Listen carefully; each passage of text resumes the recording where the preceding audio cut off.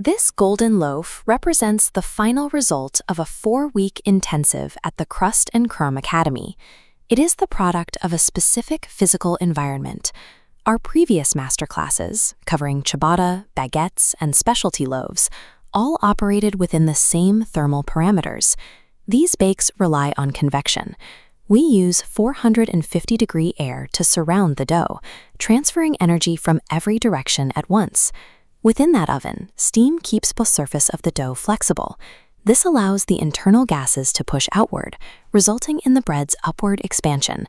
For our next lesson, we are removing that environment entirely. To advance as a baker, you must learn to produce bread without the aid of an oven. This is the griddle.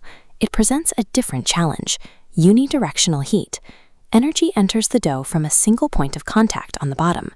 We are moving from a scorching, high-heat enclosure to a flat surface cool enough that you could hold your hand near it for about a second. The ingredients remain identical to our previous bakes, but the method of heat transfer has changed. Our goal is to achieve a professional crumb structure by managing lateral steam venting and direct thermal conduction. Mastering the griddle rounds out the Academy curriculum. It moves the baker beyond the reliance on ambient air currents toward the precision of direct conduction. We begin with 2 biological paths. The dough can be leavened with commercial yeast or an active sourdough starter. The hydration baselines are specific: 80% for commercial yeast and 78% for sourdough. Both recipes require an overnight cold retard. This low-temperature fermentation builds flavor and establishes the internal architecture that will later hold gas. This creates a mechanical problem. We are taking a highly hydrated, loose dough and placing it on a flat surface without any borders. Standard loaf pans provide walls that force dough to expand vertically. On a griddle, we must provide a temporary, artificial boundary. Traditionally, bakers use metal rings or wide biscuit cutters to provide this lateral constraint. If those tools aren't available, a standard tuna can works just as well.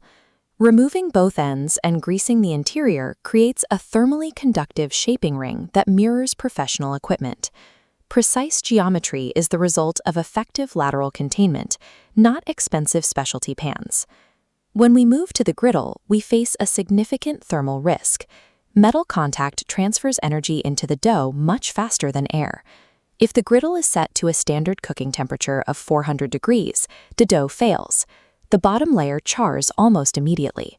This results in a carbonized exterior while the internal crumb remains raw and liquid. Conversely, if the griddle temperature is too low, the dough encounters a different failure mode. Without sufficient heat, the dough spreads across the surface. It loses its vertical lift and dries out before the structure can set. The solution is a thermal window between 275 and 300 degrees Fahrenheit. At this temperature, we follow a low and slow protocol, allowing a heat gradient to move evenly upward through the dough mass.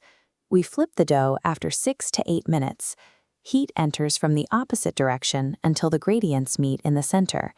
This ensures the thermal energy travels steadily from the poles of the muffin to its equator.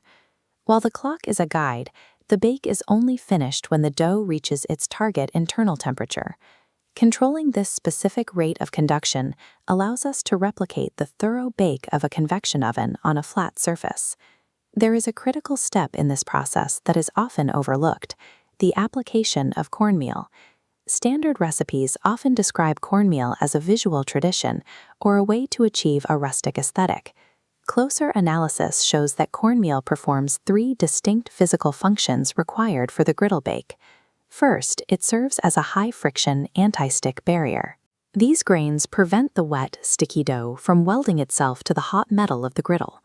Second, cornmeal facilitates localized flavor through the Maillard reaction.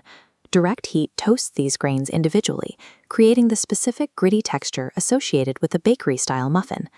The third function is vital for the crumb structure.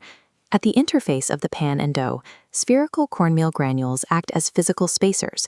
They create a microscopic gap lifting the dough off the metal, allowing internal steam to vent laterally out through the sides. This gap provides a necessary route for expanding gases to escape the center of the muffin. Without cornmeal, the steam is trapped. It builds pressure and compresses the dough into a dense, flat disc. The cornmeal serves as a structural exhaust system, allowing the bread to maintain its aeration against the weight of gravity.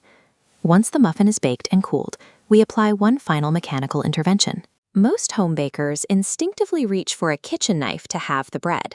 This diagram illustrates why that instinct is flawed. A solid blade passing through the gluten network works by sharing and crushing the air pockets into flat lines. This results in two smooth, flat surfaces. The internal structure is flattened, mimicking the texture of a standard sandwich loaf. To preserve the structure, we use a fork. You pierce the tines laterally around the entire equator of the muffin. By culling the halves apart manually, the gluten network yields along its natural, pre-existing weak points. This tearing action keeps the internal air cells whole rather than slicing through them. This specific mechanical separation is the only way to reveal the internal nooks and crannies. At the Crust and Crumb Academy, we believe perfection is not required, but progress is. You have now learned to manage lateral venting, cellular preservation, and precise conduction without ever using an oven.